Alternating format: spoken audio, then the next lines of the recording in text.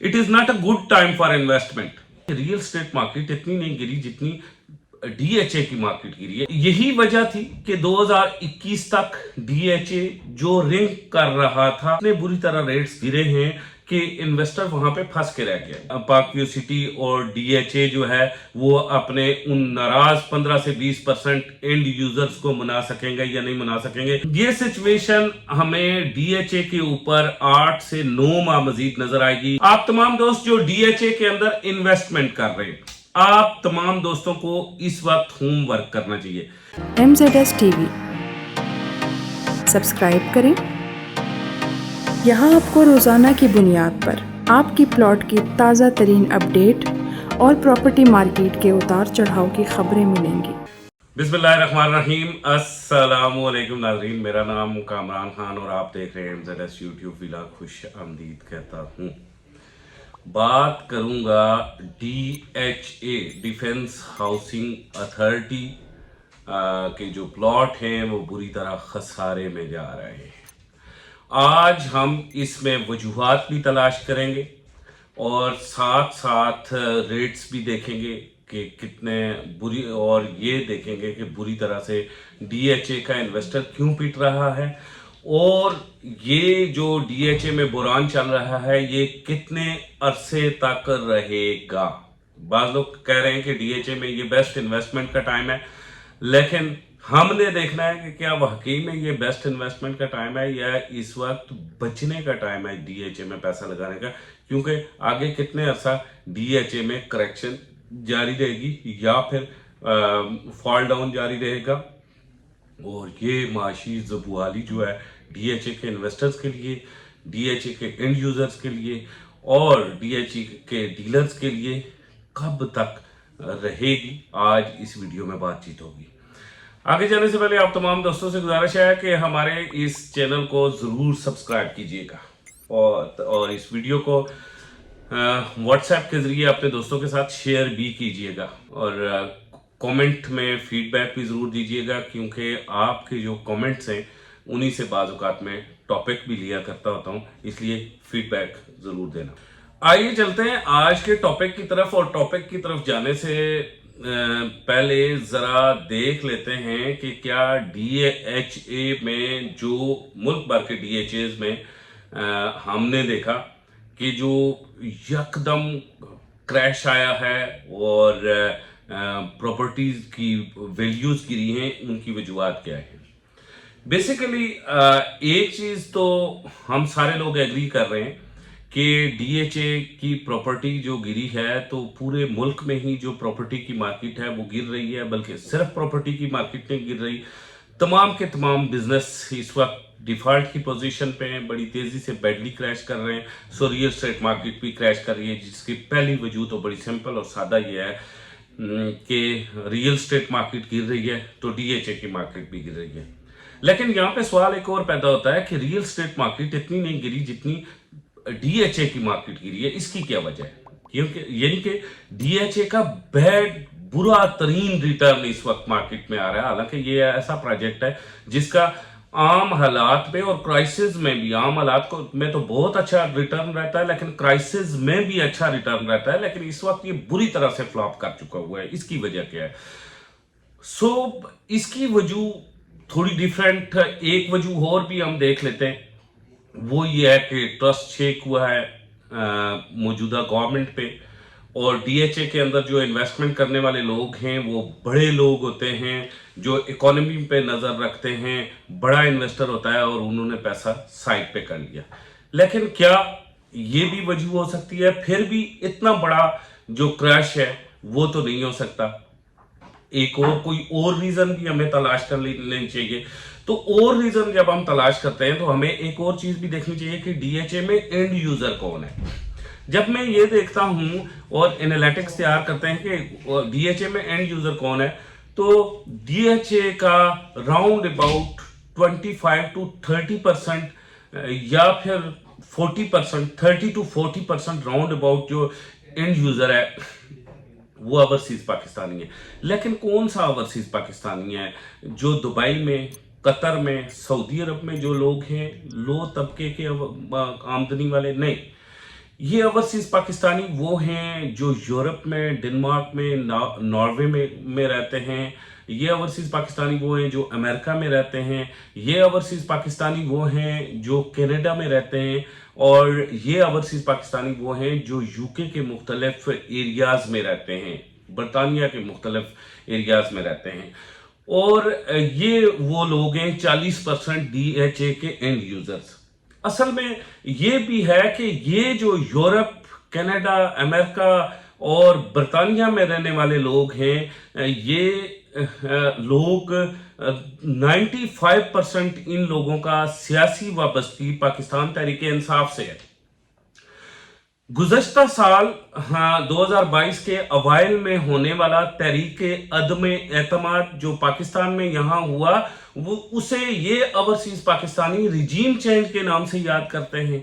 اور یہ ایک جو regime change operation overseas Pakistanis اور پاکستانیوں کے لیے یہ جو عدم اعتماد تھا، اس نے بھی DHA کی جو مارکیٹ کے اوپر بڑا اثر کیا، کیونکہ اوورسیز پاکستانی ناراض ہیں. اور یہ یورپ میں رہنے والے، امریکہ میں رہنے والے، کینیڈا میں رہنے والے اور برطانیہ میں رہنے والے جو لوگ ہیں، یہ عمران خان کے فین ہیں. اور یہ عمران خان کو بڑے پیمانے پہ ڈونیشنز دیتے رہتے ہیں. انہوں نے شوکت خانم کے لیے ڈونیشنز دیے، نمبل کے لیے دیے، فلڈ کے لیے دیے.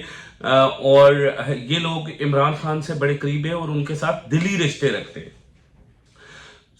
یہی وجہ تھی کہ 2021 تک DHA جو رنگ کر رہا تھا، اور DHA جو ہم دیکھ رہے تھے کہ DHA کوئٹہ 27 لاکھ کا پلاٹ 140 تک پہنچ گیا اور 2021 تک. لیکن 2021 کے بعد جو ہی ریجیم چینج آپریشن ہوا تو اس کے بعد آپ نے دیکھا ہوگا کہ یہ پلاٹ بیڈلی کریش ہوا، واپس آیا اور اس وقت یہ پلاٹ دوبارہ سے 35-37 لاکھ کے اوپر یا 36 لاکھ کے اوپر کھڑا ہوا ہے.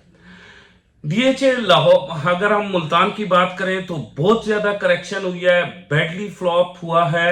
اور اسی طرح ہم اگر لاہور کی بات کریں تو 9 پرزم سے لے کے 13 تک اتنے بری طرح ریٹس گرے ہیں کہ انویسٹر وہاں پہ پھنس کے رہ گیا ہوا ہے. اب اصل میں جو تینوں یا چاروں وجوہات ہیں وہ کافی سٹرونگ ہیں. پراپرٹی کے اوپر ٹیکس لگنا، نان فائلر کے اوپر 7%، فائلر کے اوپر 2% ٹیکس لگنا، یہ بھی ایک ریزن ہے. اس کے علاوہ جو پراپرٹی کو یا کنسٹرکشن کی مارکیٹ کو چھوٹ دی گئی تھی وہ واپس لی گئی، یہ بھی ریزن ہے. عمران خان صاحب کی حکومت کو چینج کرنا اور یہ جو 40% آف دا اینڈ یوزرز ہیں یا 35 سے 40% آف دا اینڈ یوزر ہیں DHA کے، ان کا ناراض ہونا، یہ بھی ایک ریزن ہے. فلڈ آنا اور جو فلڈ والے ایریوں میں جو فصلیں تھیں وہ تباہ ہو جانا، زمیندار کے پاس پیسہ نہ آنا اور اس پیسے کی سرکولیشن نہ ہونا، یہ بھی ایک ریزن ہے.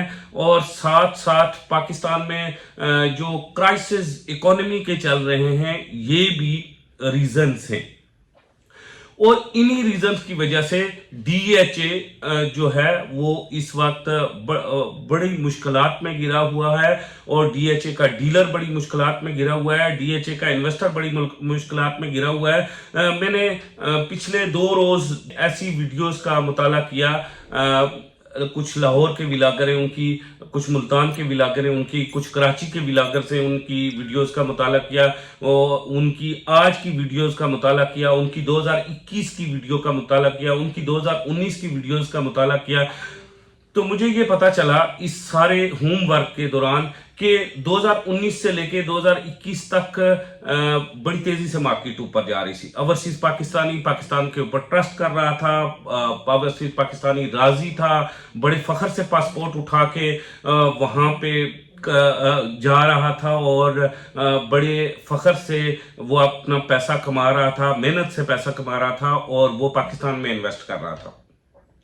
2022 سے کے بعد یہ جو عدم اعتماد ہے گورنمنٹ کے خلاف، سابقہ گورنمنٹ کے خلاف، اس کے بعد ایک مہم شروع ہوئی اور روشن ڈیجیٹل اکاؤنٹس بند کیے گئے، اور اسی مہم کے دوران اوورسیز پاکستانی اپنی پاکستان فوج کے جو اعلیٰ افسران ہیں ان کے ساتھ ناراض ہوئے۔ موجودہ آرمی چیف جو اگلے 10 سے 15 دنوں میں سابقہ ہو جائیں گے، ان کی پالیسی سے انہوں نے بھرپور اختلاف کیا اور ان کے ساتھ ناراض ہوئے، اور اس ناراضی کی وجہ سے بھی ڈی ایچ اے میں انویسٹمنٹ کم کی۔ یوں کہ جو ڈی ایچ اے کا اینڈ یوزر تھا 35 سے 40%، ان میں سے غالباً 10 سے 15% ڈی ایچ اے سے ناراض ہو گیا، اور یا 20% ڈی ایچ اے سے ناراض ہو گیا، اس نے اپنی انویسٹمنٹ شیک کر کے نکالی۔ کیونکہ اس وقت کیپٹل سمارٹ سٹی تیزی سے اس کی ویلیو گری ہے، لیکن اتنی نہیں گری جتنی ڈی ایچ اے کے مختلف across the country D H A کے مختلف سیکٹرز میں گری ہے۔ اسی طرح لاہور سمارٹ سٹی بالکل ڈی ویلیو ہوا ہے موجودہ کرائسس میں، لیکن اتنا نہیں گرا جتنا across the country D H A کے مختلف فیزز گرے ہیں۔ بیریا ٹاؤن بالکل ڈی ویلیو ہوا ہے ان کرائسس میں، بالکل کریش کیا ہے بیریا ٹاؤن نے، لیکن ڈی ایچ اے کے مقابلے میں کم کرائسس میں آیا ہے۔ اگر ڈی ایچ اے کے مقابلے میں ڈی ایچ اے جتنا یا اس سے زیادہ کرائسس میں آیا تو پاک ویو سٹی آیا ہے۔ آپ اس کا بھی مطالعہ کریں گے تو آپ کو لگے گا کہ باقی ساری سوسائٹیز کم کرائسس میں، لیکن پاک ویو سٹی بھی زیادہ کرائسس میں آیا۔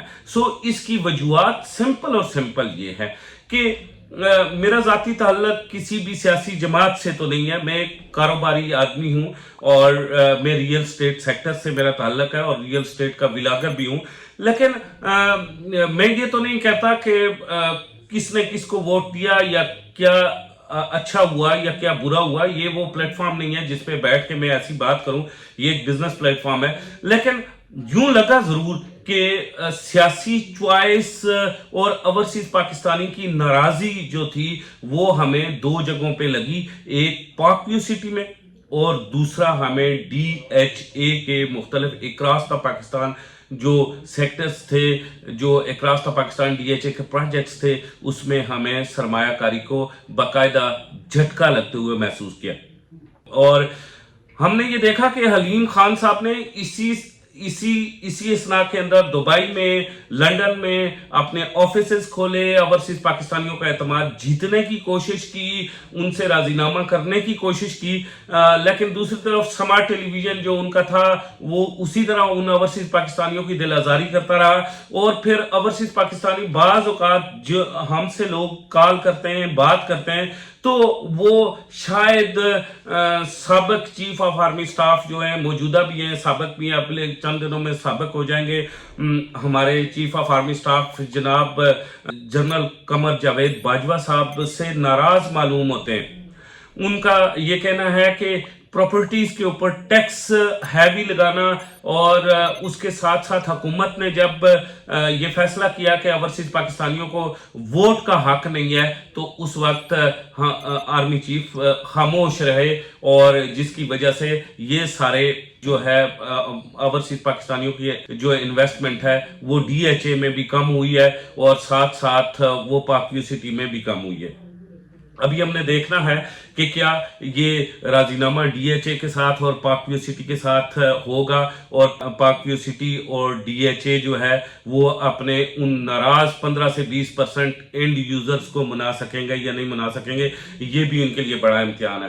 اس کے بعد پھر جو سب سے بڑا امتحان ہے وہ اس ملک کی معیشت کا ہے، اس اکانومی کا ہے، یہ گرتی ہوئی اکانومی کا ہے، جو ریت کی دیوار ہے اس ملک کی ایک اکانومی، اور وہ دن بدن گرتی جا رہی ہے۔ روپیہ سینکڑوں روپے ڈی ویلیو ہو کے بالکل زمین بھس ہو گیا ہے۔ اس سچویشن کے اندر کتنا ٹائم لگے گا ملک کی معیشت کو اٹھانے کے لیے وزیر خزانہ کو، اور وہ جو دعوے کرتے رہے ہیں اسحاق ڈار صاحب، وہ کتنے عرصے میں وہ دعوے پورے کریں گے تاکہ معیشت ٹھیک ہو تو کاروبار اپنی جگہ پہ آئے۔